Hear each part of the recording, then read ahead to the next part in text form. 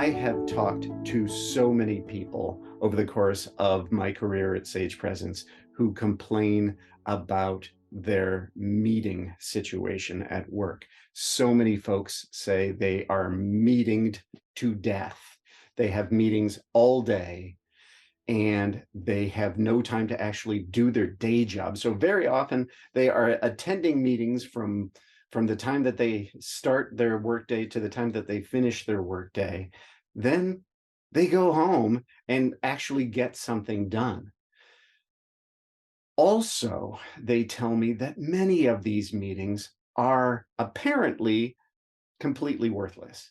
They just waste their time. And so often they feel like no progress occurred. And as a result, they're just moving on to the next meeting feeling like, man, that was an hour that I'll never get back that I could have done X, Y, and Z in. So if you are responsible for a meeting in your work, I want to throw out a handful of guidelines for you so that you can minimize your chances of wasting your team members' time. So first of all, only have people in the meeting for whom the topic relates. I have talked to people who say, yeah, I kind of invite anybody who might care about this topic. But man, that is a real problem. You don't just want to invite people to a meeting because they might care. You want to invite them because they are directly impacted by whatever the meeting is about. Second thing is only have the meeting if there's a good reason to have the meeting. A lot of folks, a lot of organizations, a lot of teams will have regular meetings so that they have regular meetings. You know, it's like they'll schedule it once a week, maybe once every 2 weeks, and they'll just have it regardless, whether there's a reason to do it or not. So start to question, is there a problem here that this meeting is going to address? Is there something imperfect? Is there something missing? Is there something we don't know? Is there a potential problem that this meeting is going to ward off? Ask yourself questions like this. And if the answer to all of those questions is no, no, no, no, no, then maybe you don't need to do it. There could be, actually, there could be a really cool opportunity that having this meeting will address. So it doesn't have to be always problem solving. It doesn't always have to be warding off something problematic or potentially problematic. If there is a cool possibility, a cool positive that can come from having this meeting, by all means do it. But make sure there is a specific reason to have the meeting.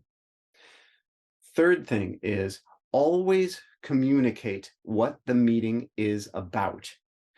And do this when you invite people to the meeting. Nobody should ever have to ask the question, what's this meeting for? Nobody should ever have to dig into what this meeting is about so that they can determine whether or not they should attend. You should be communicating this in your invitations. Who's invited, what this is about, what the reason for it is, and the goal of the meeting.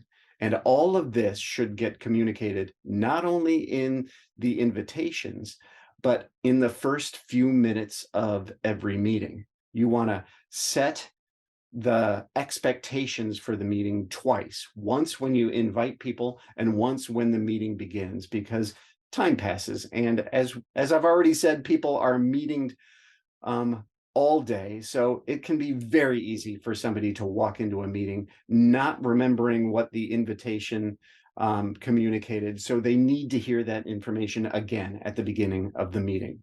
The next thing is always have something specific for the attendees to do during the meeting. If they're just there to listen, you're probably wasting their time.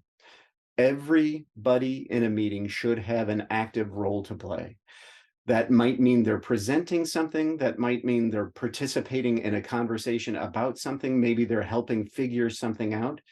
Maybe they're just processing some information together. But it shouldn't be something that they could do alone outside of the meeting. They need to be there so that they can participate in something together with the other people. A meeting is a journey for the people in the room. They're all sharing a problematic situation at the beginning, and they're all focused around creating a goal for themselves by the end of this meeting.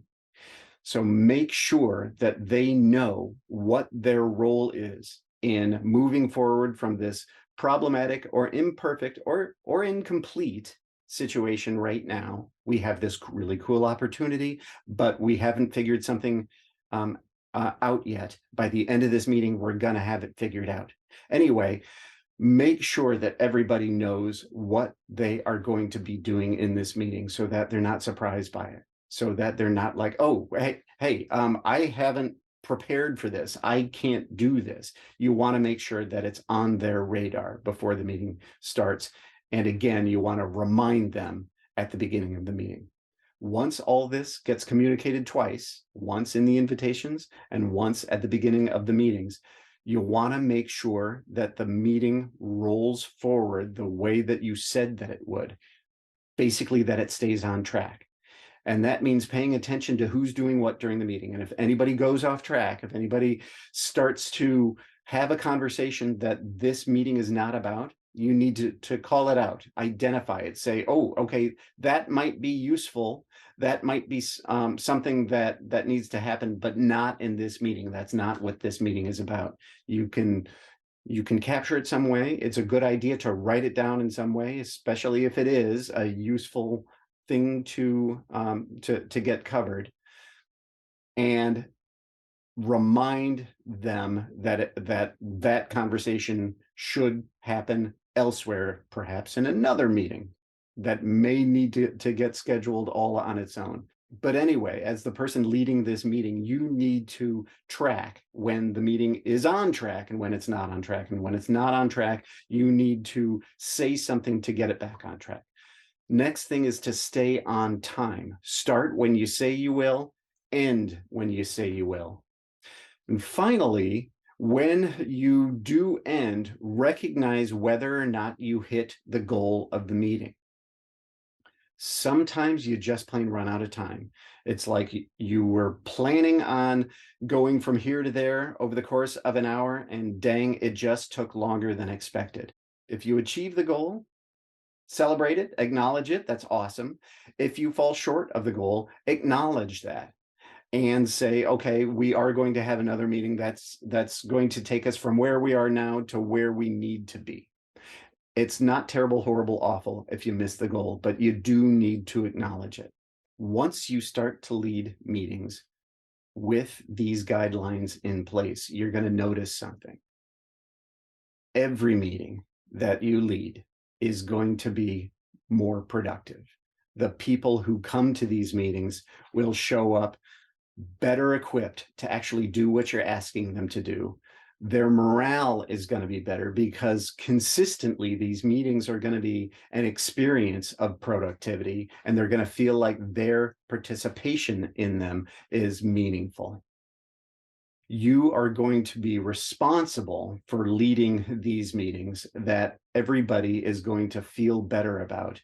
And across the board, the team is going to feel better about meetings. Give it a shot. Let us know. And if we can help you lead these meetings more effectively, let us know that too.